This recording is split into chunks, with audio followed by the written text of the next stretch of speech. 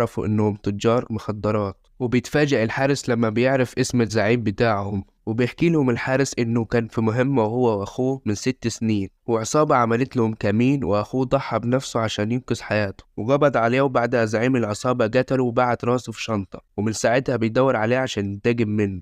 وبيتأثر شون من كلامه وبيقول له إن العصابة عددها كبير جدا ومعاهم أسلحة ومش هيقدروا يهزموهم.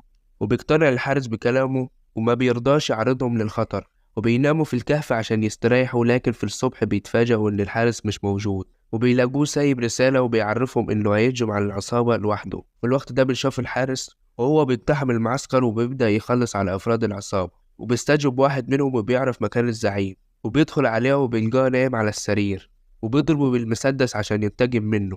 لكن بيتفاجأ إن الزعيم عامل له كمين وبيهجم عليه بالسكينة، وبيكون واضح إنه محترف فنون قتالية وبيقبض عليه. بيفضل شون يفكر في طريقة